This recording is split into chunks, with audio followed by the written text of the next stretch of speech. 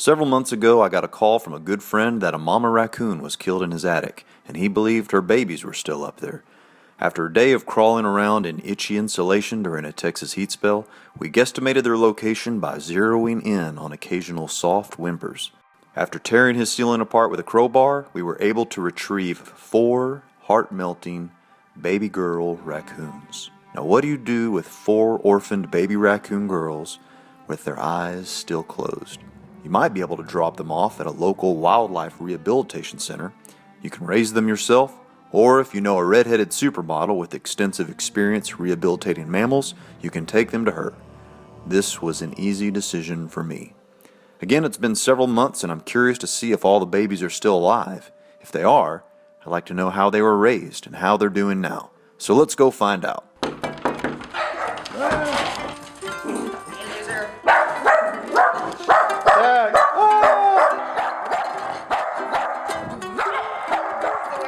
What's up, girl? Nothing much. Dodging the heat. Yeah? What's up with you? I'll just coming to see those baby raccoons, see how they're doing. You want to head out? Let's do it. Alright. Wow, so these are the little babies. The babies. Wow. That's Bella. Hey, oh, you got And the they will go camera. everything. I'm going to go over here. You Okay. go ahead and let yourself in. All right. Follow me over here. All right. The old follow the pretty redhead trick never fails. Oh, look at the little raccoons. Hey, there's raccoons everywhere. Hey, little friend. Can I pet them like if I reach with my hands? Does it make them nervous? No. No, they start playing and they play with you like you are one of them. And they don't want to bite or anything. They will in probably about 5 minutes.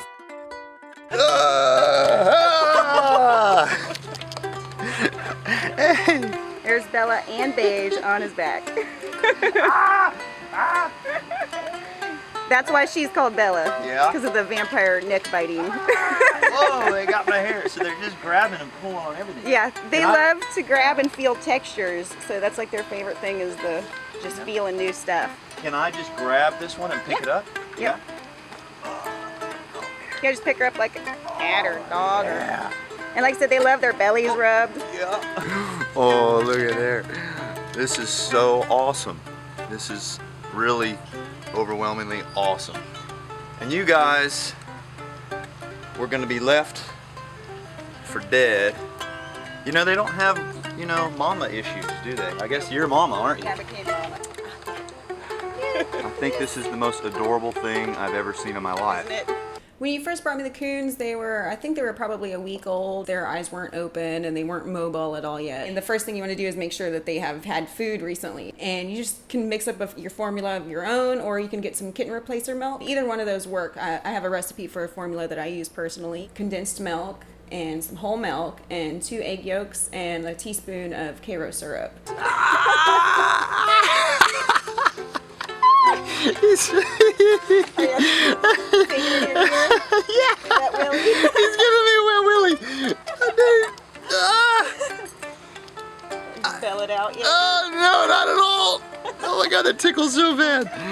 I initially start with a syringe because these guys were way too small to attempt with a bottle. And I force feed them for the first couple days. Basically, you hold them upright, unlike a human baby, and you squirt it into the corner of their mouth. And you just want to take a little bit of the formula and just a little drop or two and see if they're responsive. And some of them will just immediately kind of realize that it's milk and start lapping. And others won't respond at all. So you gotta just keep trying. Oh, not the cowboy boots. Look what you did to my boot. She's not sorry about it either. Oh well. And always come back around and make sure that everybody's eaten a little bit, that you've actually given them some kind of fluid. After you get that first round going, you should probably feed them maybe every 2 or 3 hours after that. And again, just a little bit at a time. Usually, like I said, within a couple days, they're starting to respond and they realize that that's their source of food. Once they start responding, you can feed them until their bellies plump out. But at that point, stop, because they'll just be too full and there'll just be slugs later. This is out of control. This is the only way to wear fur. Every 2 hours, I've fed them, and for the first 4 weeks. Every night I woke up late, midnight, 2 a.m., 4 a.m., feeding them, because their mothers feed them constantly. You know, they can just go nurse at any point. When they're probably up to about maybe 8 weeks of age, they're still with their mother nursing in a den. So they haven't even started exploring or adventuring, so all they do is just eat. So basically you have to kind of recreate that situation every day, every night. So there's a pet nurser that you can get that has a really small nipple on it, and you can start them off with that after you go from the syringe, and they'll actually just latch onto that as if it's their mother. So they'll use that for maybe 3 to 4 weeks, and you can start increasing the size of the nipple and the bottle as they start eating more formula. So I eventually switched to a human size nipple, and then they go crazy. They hold the bottle themselves. They just basically take care of themselves at that point. I feed the formula for about 3 or 4 weeks, and then I start gradually mixing in rice cereal into that formula and getting a little thicker. And then they're usually responsive to the yogurts and the applesauces, but 3 months in, they were still eating a rice cereal milk, and I'd mix up like an oatmeal formula basically in one bowl, and then another bowl I'd have fruit, and you start offering them both, and eventually they just kind of wean themselves off of the actual formula. So now they're just solely on solid foods, and they love everything. They eat cat food, and they get watermelon, peaches, bananas, just a whole fruit salad, big menagerie. And they kind of pick on it through the day, and then I feed them again in the evening. I grew up with a ton of wild animals. My mom rehabilitated animals. We had 26 acres with nothing but tigers, lions, bears, everything you can imagine, including raccoons. And that's the only reason that I'm considering keeping these guys. But I would say just an average person, it's going to be very difficult. You have to have a facility, you have to build a cage that is just about impossible to escape out of. And it's a lot of work. And I mean, they can, if you don't know what you're doing, they can turn on you. They are aggressive, they are wild animals. Dun dun dun. Ah! Hey! Oh! And you need to be prepared for them to be distant from you at some point. They will start to mature and not be as bonded with you. So you kind of have to just let them do that. So, you know, if you see them being aloof and alone in their cage, then, you know, you might want to like just let them be alone and not really interact with them too much for that day. You just got to watch their moods and their personalities, kind of almost like humans. You know, you just got to gauge them. I might have to leave my boots here for him as a goodbye present. You guys want my boots as a present? That's your going away present, guys. If somebody is going to keep a coon, then the best thing to do is spend as much time with it as possible.